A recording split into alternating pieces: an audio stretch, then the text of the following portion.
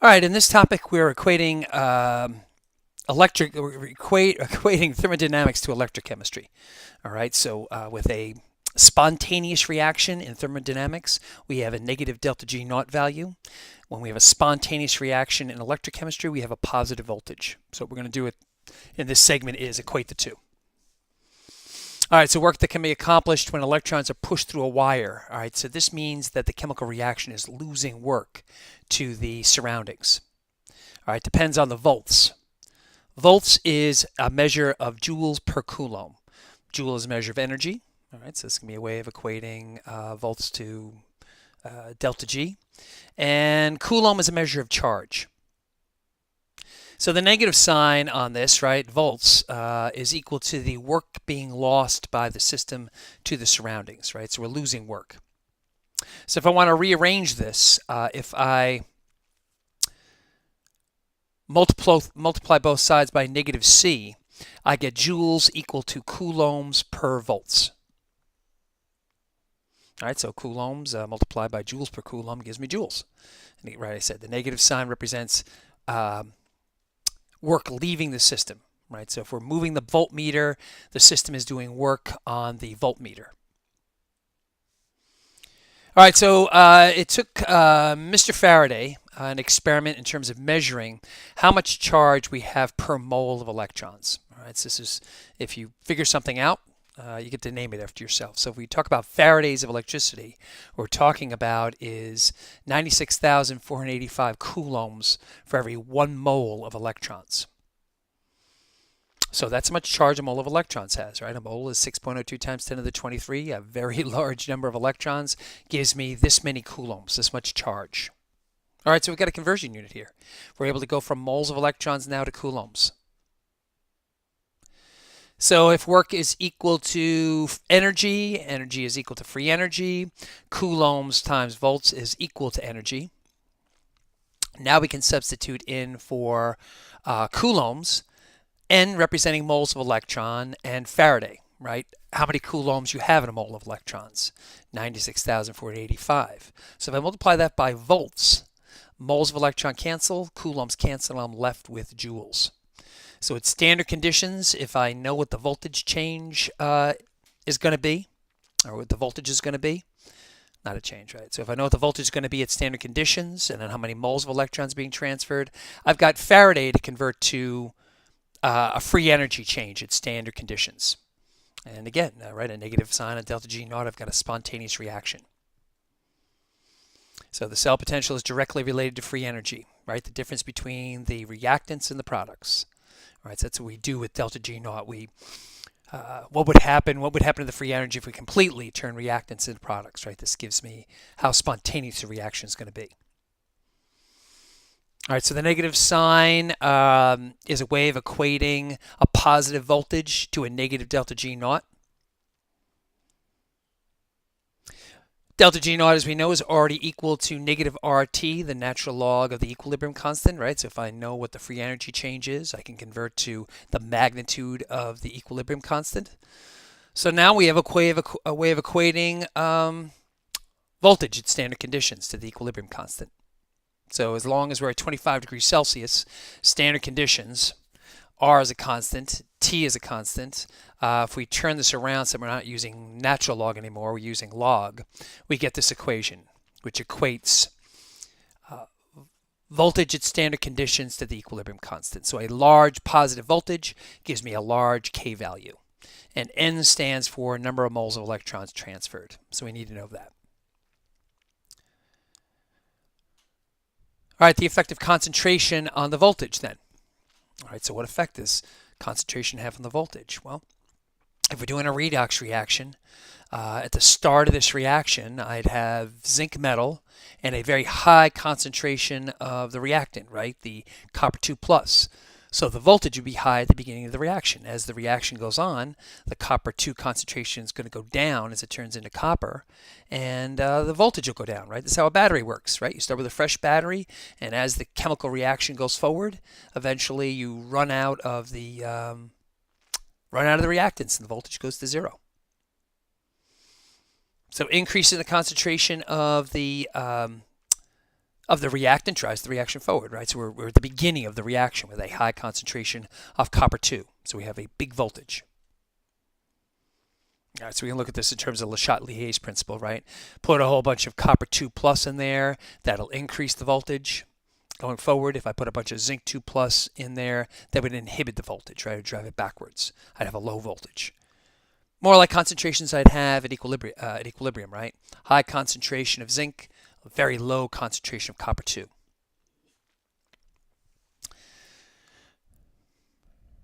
There we go. So the dependence of the cell on concentration results directly from the dependence of free energy on concentration. All right, so delta G, as we've already discussed, is the free energy change as the reaction goes to completion, right? When the delta G absolute value is 0, we're at equilibrium. And there's a way of equating where we are in the reaction to the free energy change at standard conditions, right? Again, we pretend like we completely turn reactants into products.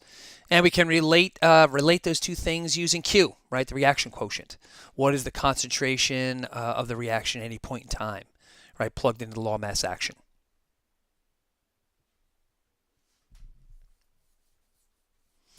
All right, so now we have something we can plug in for delta G naught and delta G absolute, right? Number of moles of electrons times Faraday times the voltage gives me free energy. So if I plug these terms in for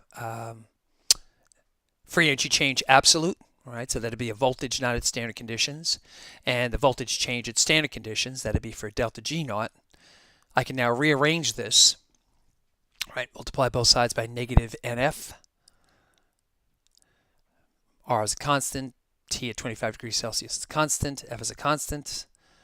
I can rearrange this so that I'm not using natural log anymore, I'm using log, and I get this equation, which equates the voltage at any point in time during the reaction to the voltage change at standard conditions, right? What the voltage would be with 1 molar concentrations. And I equate that to Q, right? The reaction quotient. Where am I during this reaction? Am I at the beginning? Am I at equilibrium? Or am I past equilibrium? So at equilibrium, the voltage is 0, right? The reaction stopped, right? This is what happens during a chemical reaction. So as the redox reaction goes forward, right, the voltage keeps going down, down, down, and down. Eventually, we're at standard conditions, 1 molar concentrations, and we go past that, and then eventually the voltage goes to 0. We're at equilibrium. And at that point, Q is equal to K, right? The equilibrium concentrations. So if the voltage is 0, I can rearrange the Nernst equation, so I can set it equal to voltage change at standard conditions to the K value. So if I know what the voltage is at standard conditions, I can now solve for what the equilibrium constant is. So a large positive voltage means a very spontaneous reaction, means a large K value. All right, so what's the K value for a reaction at 25 degrees Celsius, right? This would be a problem. So you'd go to your standard reduction potential table, right? Those are standard conditions, 1 molar concentrations. You'd look up the reduction potential for iron 2. You'd look up the reduction potential for silver plus, turn it around and make it an oxidation potential. You'd add the two together, and you get the voltage for the reaction. All right, so hey, this is a negative voltage at standard conditions. This means it's non-spontaneous. This doesn't go very far forward before the voltage of the system goes to 0.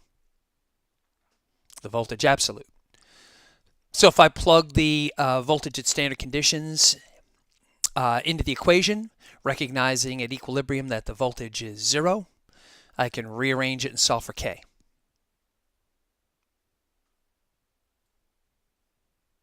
Take both sides of the base 10 and I get this ridiculously small K value. So with a negative voltage of 1.24 volts, I get a K value of 1.3 times 10 to the minus 42, a very non-spontaneous reaction. And this is the power of the Nernst equation. I can get the equilibrium constant by knowing what the voltage change is at standard conditions. Notice 2 moles of electrons being transferred, right? If I'm going to turn iron 2 into iron, I had to put 2 electrons onto it. So that means I would need 2 moles of silver, both giving up electrons to the iron 2. All right, supposing we're not at standard conditions, right? We've got a zero 0.6 molar concentration of iron and a zero 0.01 molar concentration of cadmium at 2 plus. So really the question is, where are we in this equilibrium? All right, with a high concentration of product, with a high concentration of reactant and a very low concentration of product, we're at the beginning of the reaction. So is this reaction going forward, right? Am I going to get a positive voltage with these concentrations, right? A positive voltage absolute. So the first thing I need to know is what the voltage is at standard conditions, right? So I look up the reduction potential for iron 2, look up the oxidation, or deduce what the oxidation potential is going to be for cadmium. 2 moles of electrons being gained by the iron, 2 moles of electrons being lost by the cadmium. When I add these together again, I get a negative voltage. So this is a non-spontaneous reaction. So the question is, with these concentrations, 0.6 molar for the iron 2 and 0.01 molar concentration for the cadmium, are these enough concentration for the reactants and the products to be at equilibrium or past equilibrium or before equilibrium? So I solve for the voltage. If I get a positive voltage for the voltage absolute, the reaction's still going forward. So there we are. So this reaction isn't at equilibrium yet. I still have to create a little bit more cadmium 2 plus. I still can lose a little bit of iron 2 plus before the reaction stops, right? So it's not going to go very far forward. I'm, 0.58 or something and 0.012, and then it'll stop, right? The voltage would be 0 at that point. Non-spontaneous. All right, with a galvanic cell, we separate the oxidizing agent from the reducing agent, right? So if we have copper 2 taking electrons away from zinc, we have zinc metal over at the anode, losing electrons to copper 2 over at the cathode. With a concentration cell, you have the same ingredients at both the cathode and the anode, but yet you can still generate current by having a difference in concentration. So you could have zinc at a certain concentration over at the spot that would be acting as the anode where oxidation is occurring, and over at the cathode you could have zinc 2 plus acting as the reducing agent. The oxidizing agent, taking the electrons, where reduction is occurring.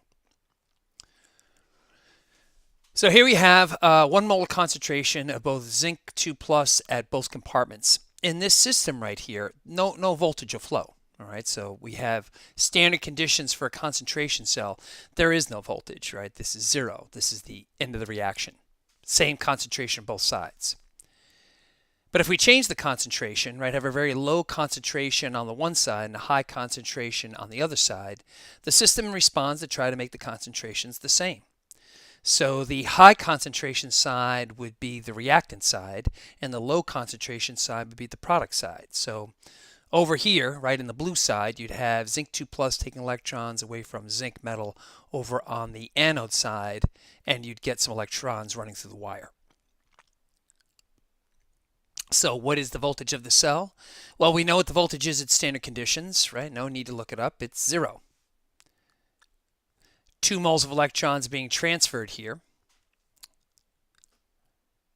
So we can plug into the Nernst equation and solve for what the voltage would be at these non-standard conditions, right, for Q. So we plug in the concentration for zinc 2 plus and zinc 2 plus. Zinc 2 plus act the concentration at the reactant side. And again, the trick with doing these concentration cells is recognizing that the the high concentration is the reactant side and the low concentration is the product side. I got to bring the concentration of the product side up. I got to lower the concentration of the reactant side in order to get back to equilibrium, right, where the voltage is 0. So I plug my concentrations in along with the number of moles of electrons being transferred. 2 moles of electrons being transferred. The voltage at standard conditions is 0.